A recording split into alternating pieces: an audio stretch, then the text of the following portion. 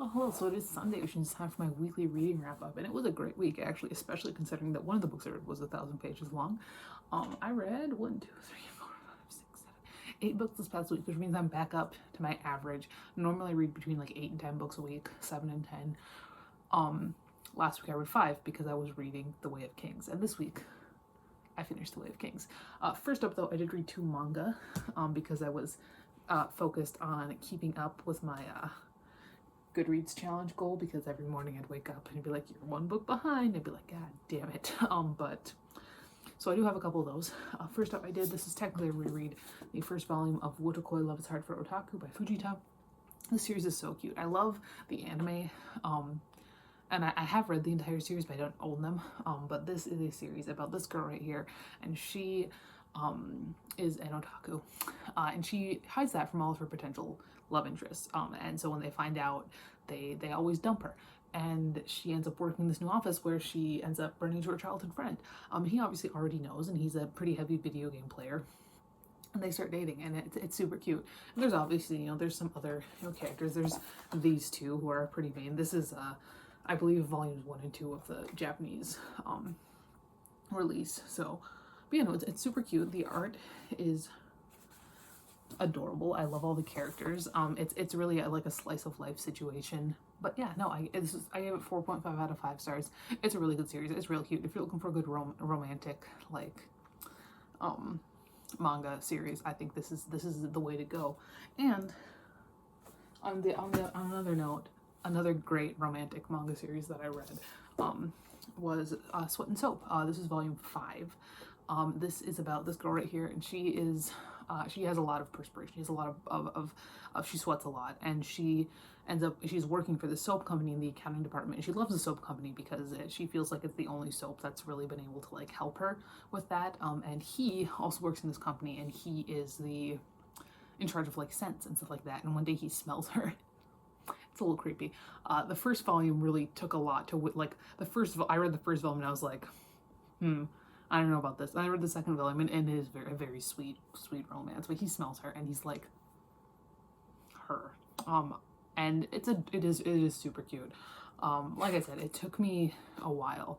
Like the first volume, I was not into. I read it and I was like, this is mostly kind of creepy and a little bit weird. Then I read the second volume, and it was adorable. And so I've been continuing on with it. This one, I will say, it's not one of my favorite volumes in the series. I do like, he does go back and meet her family. I love her brother, who's a chef, and he's just really mad all the time. Let me find a brother, because he's just mad. But yeah, the art is super cute. Again, if you're looking for a good romance, this is another good one. 4 out of 5 stars. And then, like I said, I finished up The Way of Kings. I have read this one before too. There were a lot of rereads this week, but I read this book in the summer between my senior year of high school and my freshman year of college, and it was the stupid little Mass Market paperback, and I didn't care for it. This was when Brandon Sanderson was first getting super big, and I was reading so much Brandon Sanderson and so much just fantasy in general. That's when like all the booktube people started getting really into like adult fantasy, and I just didn't like it. I just was not a fan, and because of that, I would say like I just don't really like fantasy. Throughout pretty much the entirety of college, I'd read some fantasy, and every time I read a fantasy novel, I'd be like, oh wow, this is actually pretty good. But I would just say, I know I don't really like fantasy. Rereading this from page 1, it was incredible. Like, I know this is not a new concept, that The Way of Kings is an incredible book, and the Stormlight Archives are an incredible fantasy series, but I think it's time that I just accept that my little horror-addled brain, not that it's still not horror-addled, because as you'll see, it definitely is, but at the age of 17, 18, my little horror-addled brain just did not care enough to appreciate fantasy. I'm not saying that fantasy is more cerebral than horror is, or whatever else you might be reading, but I am saying that you have to have a certain amount of caring to pay enough attention to the world and the characters, all of whom have names that you can't pronounce, to really enjoy fantasy. You cannot turn your brain off and read most fantasies. I know there's like, you know, like the fantasy romance stuff that you maybe can, like Natalia Jasper or whatever, but this, you can't. You have to remember who everybody is and where they're from, which sounds like, isn't that what reading is like? Yeah, but I'm just saying, at 17, 18, I liked Stephen King, and that's all I like to read, really. No, I really like this. I remembered I mean, Kaladin's the best ever. But no, I liked all the point of views. It wasn't just like skimming to get to Kaladin. I liked the situation. I didn't really remember much of what had happened in this book, except for that, like, Kaladin was a slave. That's all I remembered about this. But no, it was good. I gave it 5 out of 5 stars. And if it wasn't a reread, because it is technically a reread, I read the first 2 books in the series. I gave them both 3 stars the first time around. I think it would be one of my favorite books of the year. I have 5 out of 5 stars. Then, speaking of turning your brain off, I read Game by Barry Lyga. This is the sequel to I Hunt Killers. Picking up this book, especially after the Stormlight Archive, especially after The Way of Kings, I started reading it, I'm like, oh my god, this is the most juvenile shit I've ever read in my entire life. Like,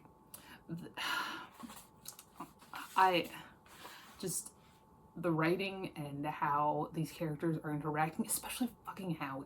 Like, I read the first book, I thought Howie was, he's the general, like, character type that I do enjoy, is the stupid, funny, kind of dorky best friend of the main character.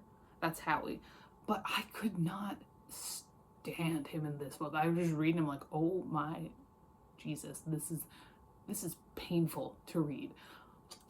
But I will say, this book, what it's got going for it, I really like the gimmick.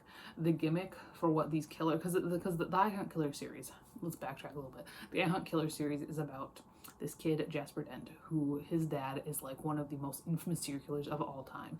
And he grew up with this man as his father, and so he ends up, his father taught him a lot, and so he ends up having to really struggle with his humanity and all this stuff all the time.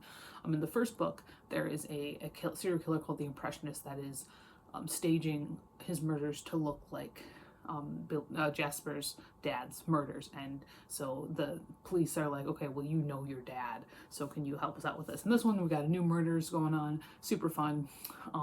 Jasper goes to New York, but what I liked most about this, and this might be considered mild spoilers, I don't know if it is or not, but constantly in these books, there are these little words in italics in Jasper's point of view, where it's like his dad is saying stuff and Jasper has to like shove it aside.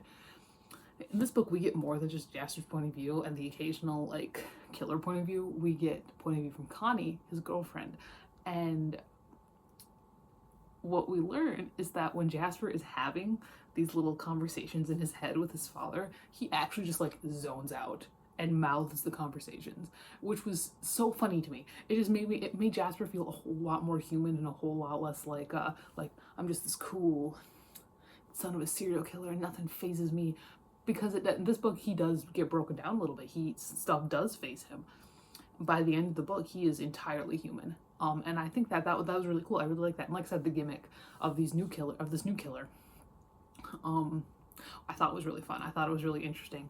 So even though I started this book off just with headaches, it was a fun time. I give it 4 out of 5 stars, and I do intend to finish the series at some point. I don't have the 3rd book, but it is my Amazon cart saved for later, so I will at some point. And then I don't believe I actually read this book, but I read a bunch of these books in the series when I was a kid, and that is Sammy Keys and the Hollywood Mummy by Wendelin Van Draanen. This is a children's book series about this girl solving mysteries named Sammy Keys, and she's like the 90s equivalent of Nancy Drew. She's so cool. I cannot stress how cool Sammy Keys is. She, when I was 8 years old and reading these books, I was like, oh my, I wanted to be Sammy Keys so badly. She wore Converse high tops, and she skateboarded and she jaywalked, and I was like, this girl is so cool. This one, she ends up going to Hollywood to find her mother, because her mother abandoned her with her grandmother, and so Sammy is illegally living in a retirement home. Anyway, but she goes to find her mother, and there's murder, and then a murder happens and all this stuff. And I'm gonna say, never before have I read a children's book, because this is children's. It's not middle grade. I guess maybe I don't know. It's like older children, very young, middle grade. Either way, I've never read a middle grade book either where the characters go to a strip club, because they do. It's not outright stated like, oh my gosh, Sammy, you're at a strip club. But they go to this building. They're looking for a disgraced actress. They're like, oh, she works at the I think it's like the something Peacock or whatever. And they go to this building, and it's just this brick building, and it's got the girls sign out front. And everybody, when they mention that, everybody's like, oh, okay.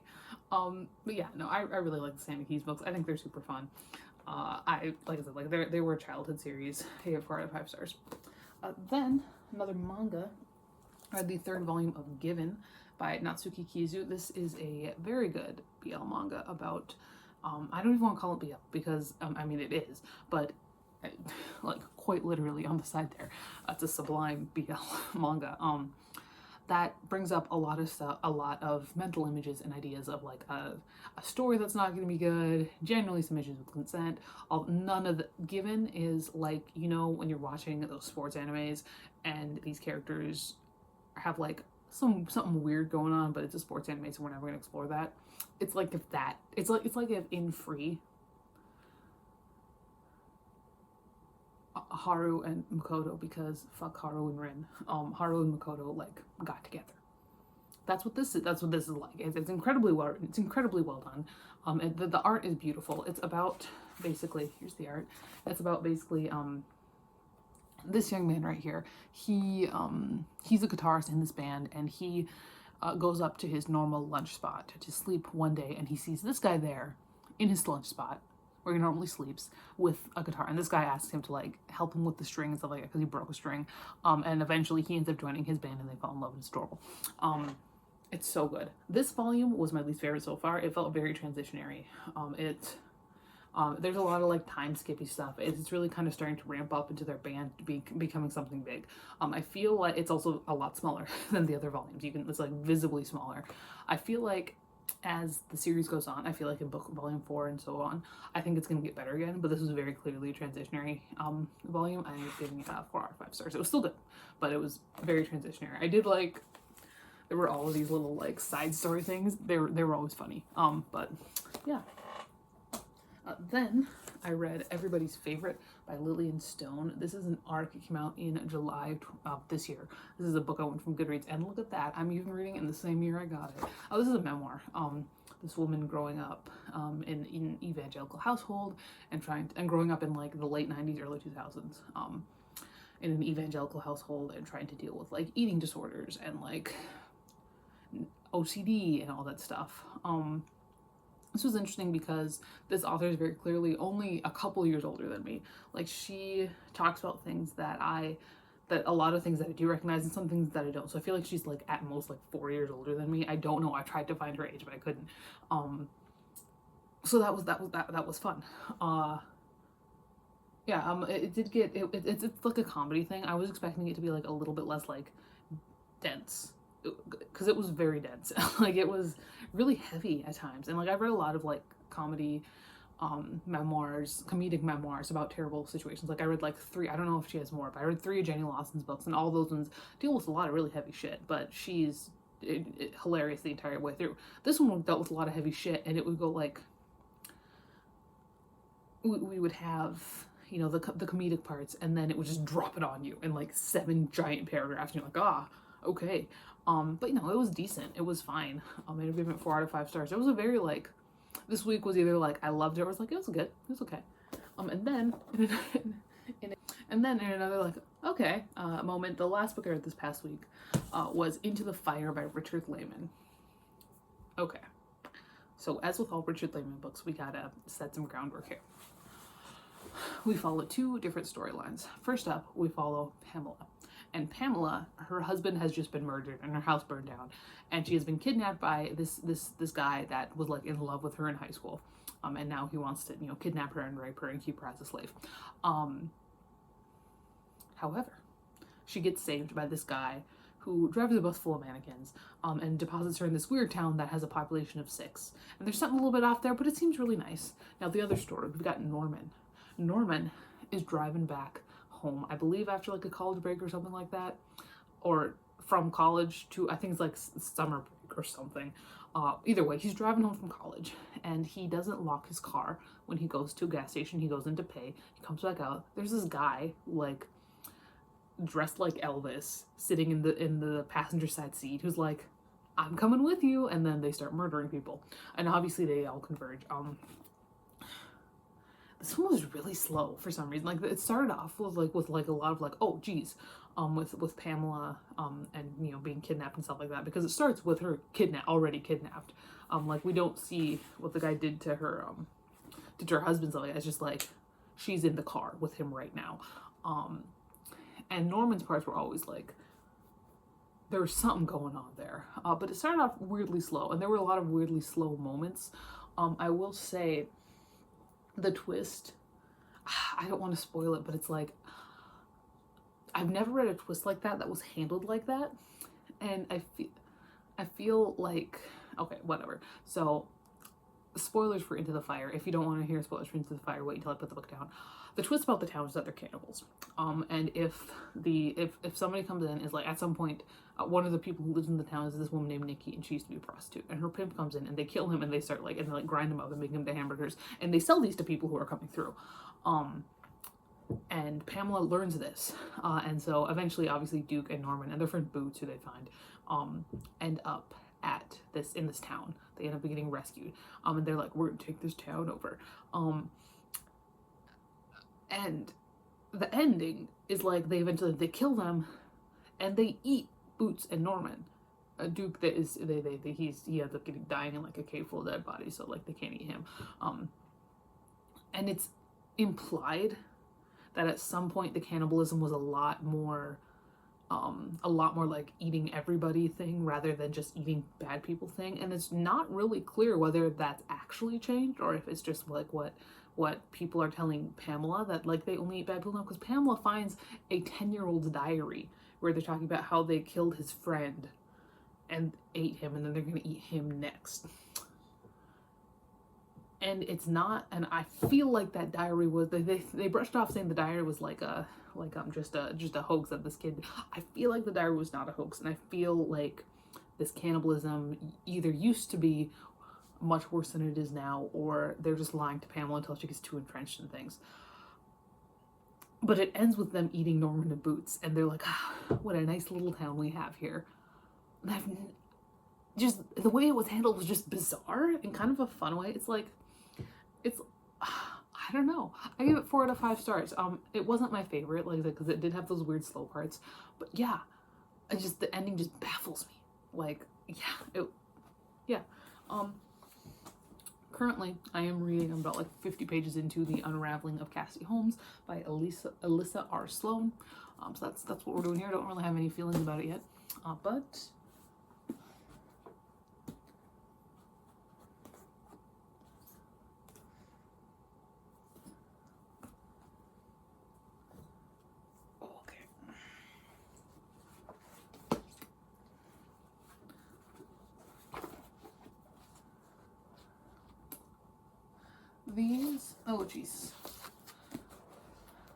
these are the books I read this past week. That is all for today. I will talk to you later, and goodbye.